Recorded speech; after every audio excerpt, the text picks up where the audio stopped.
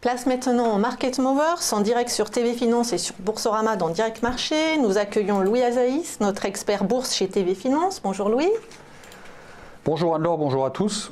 C'est où? C'est là-bas. Ok, j'y suis. Donc, on peut commencer peut-être par les sociétés qui ont publié leurs résultats aujourd'hui. Oui. Technip.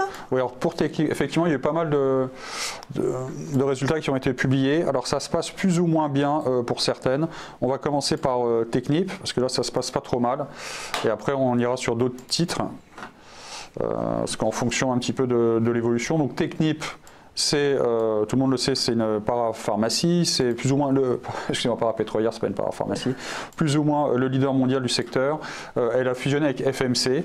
Quand on regarde les cours, on n'a pas énormément d'historique, il y a quand même une petite séquence haussière, là vous voyez, depuis le mois d'octobre. Et là, on va dire depuis le 15 janvier, c'est assez violent comme correction. Donc on est revenu chercher un petit peu la zone de support ici à 22,90 et on essaye ce matin de faire un petit rebond. Vous voyez ici, il y avait un gap, on essaye d'aller chercher ce gap. Bon, pour Technip, donc ça se passe plus ou moins bien. Si on reste dans le même secteur, c'est-à-dire parapétrolier, oui, et tout ce qui va être lié au pétrole, plus ou moins, il y a CGG qui doit faire son augmentation de capital. Pourquoi on parle de CGG? Parce qu'elle est suivie quand même par pas mal d'investisseurs. Ils se demandent si c'est intéressant de revenir sur le titre. Donc elle aussi c'est une parapétrolière, mais elle est beaucoup plus petite, CGG, elle a eu des difficultés beaucoup plus prononcées. Il y avait eu une belle tentative de rebond en fait à partir du mois de novembre, hein. On valait 1,7 au plus bas, on avait dépassé les 4 au début du mois de janvier, et on voit qu'en fait depuis le début du mois de janvier, c'est un courant vendeur très fort. Alors, ce courant vendeur il est aussi provoqué justement par la peur en fait de dilution de capital liée à cette augmentation. Donc c'est ce qui a fait baisser les cours.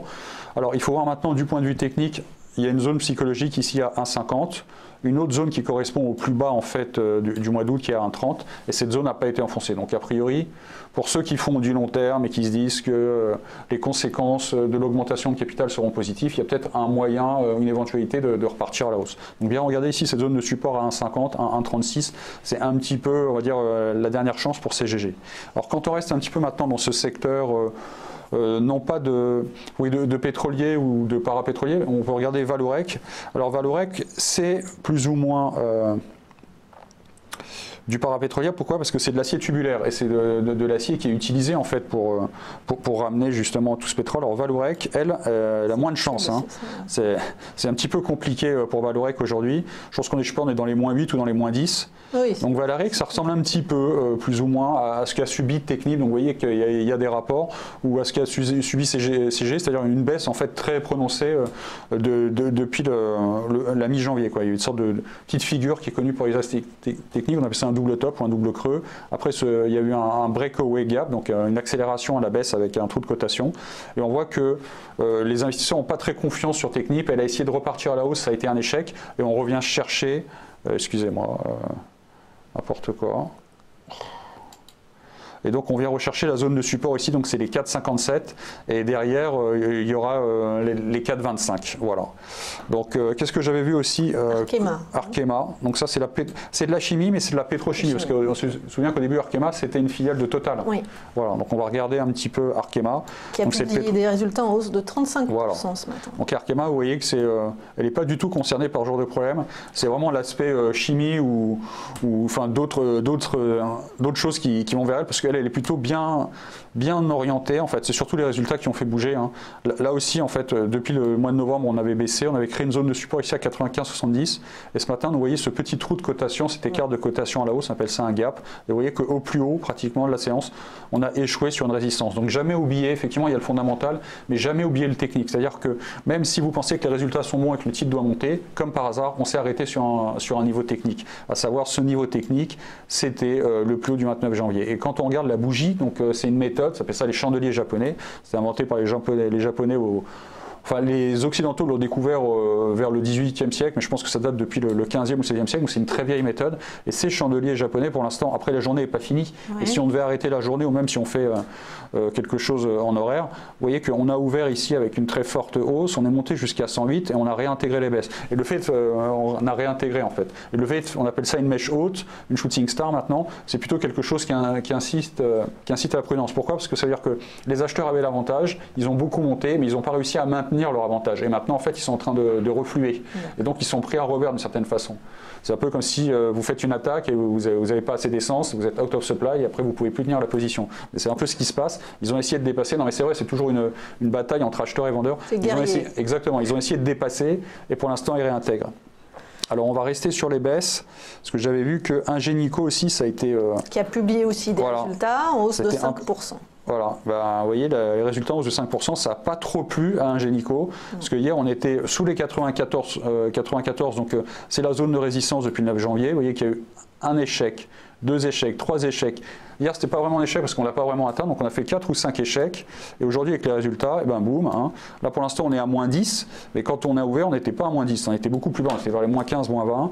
Alors, il y avait une zone de support importante ici à 78. Elle a été enfoncée très rapidement et maintenant, elle est réintégrée. Donc là aussi, on ne le voit pas. Et il y a un énorme gap sur Ingenico. Donc, qu'est-ce qui se passe ? Qu'est-ce que ça donne du point de vue technique? C'est qu'on essayait de sortir par le haut ici, vous voyez, de ce range. Hein. Oui. Il y avait tout un courant acheteur qui avait été créé lentement à partir du mois de septembre, octobre, novembre, où il y avait une phase d'accumulation. Et après cette phase d'accumulation, elle a permis, on va dire, au marché de prendre son envol, de prendre son élan. Et là, on était plutôt en fait en phase de consolidation sous la résistance, parce que la logique, après cette phase d'accumulation, la phase de hausse, on faisait une nouvelle phase de consolidation, de sortir par le haut. Là, plutôt les mauvais résultats, ils ont complètement cassé cette logique. Donc on appelle ça un facteur exogène. Et du coup, les fondamentaux prennent de l'importance. Exactement, là on est revenu dans l'opposé tout à l'heure. Là, c'est les fondamentaux qui ont rappelé un petit peu les gens en réalité. Et donc, a priori, on revient vers le bas du range. Donc on revient en fait vers les plus bas du mois de septembre, octobre, novembre.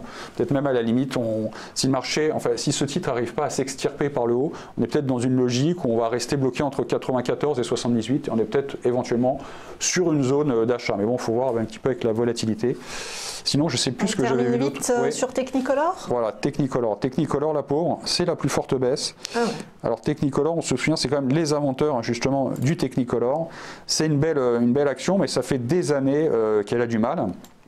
C'est une belle histoire. Ça fait facilement 5-6 ans qu'elle a beaucoup de mal à cette société. Il y a eu justement aussi beaucoup d'augmentation de capital, des tentatives de reprendre un petit peu, de relancer l'activité. Elle a complètement changé de business model aussi, Technicolor. On reprend un petit peu, là on fait l'histoire. C'était un marché qui était baissier. Ici on avait fait un gap au mois de juillet, une petite phase de baisse, encore un gap. Et après donc, on était resté sans bouger après ces 2 gaps baissiers, donc c'est plutôt signe de fragilité. Depuis le mois d'août, en fait, le titre restait, faisait du surplace, et on pouvait se dire qu'éventuellement, en étant un petit peu positif, comme les marchés actions sont très haussiers, elle allait repartir de l'avant. Profiter de... Voilà. Après, il faut toujours être méfiant peut-être d'une action qui n'arrive pas à profiter d'un marché haussier, parce que dans un marché haussier, tout le monde doit monter. Donc quand vous avez un marché haussier et une action qui, elle, n'arrive pas à remonter, c'est quand même plutôt un signe de faiblesse intrinsèque. Et hélas, c'est ce qui s'est passé aujourd'hui avec l'annonce des résultats. Donc hier, il y a peut-être des gens qui étaient un petit peu initiés, hein, parce que juste avant le résultat de 3,07, bah oui, comme par hasard, de 3,07, là on est passé à 2,93, donc c'est quand même une belle baisse, déjà 3%. Et vous voyez qu'aujourd'hui, la baisse elle est quand même très importante, là on est à moins 18, et quand on était au plus bas, on était nettement en dessous. Donc ce qui se passe, c'est une très forte accélération à la baisse, parce que les résultats sont décevants. Et du point de vue technique, on pourrait assister à un pullback. Un pullback, c'est quoi? C'est un retour de confirmation, c'est-à-dire venir chercher les anciens supports ici, vers la zone des 2,59, 2,60. Mais a priori, tant qu'on va rester sous les 2,50, 2,60, le risque va rester à la baisse sur Technip, et sur Technicolor. Et donc ce risque, ce serait de repartir, faire de nouveau plus bas. Donc là, on est vraiment sur une séance déterminante, à savoir, est-ce qu'on va pouvoir remonter, redépasser les 2,60, ou est-ce qu'au contraire, on va refaire cette expression qui vous avait choqué, un petit peu le chat écrasé, et donc rester quelques jours sur les 2,60, ouais, ça vous manquait, repartir à la baisse. Donc c'est un petit peu dangereux pour les actionnaires de Technicolor. Merci beaucoup Louis Azaïs, expert bourse chez TV Finance.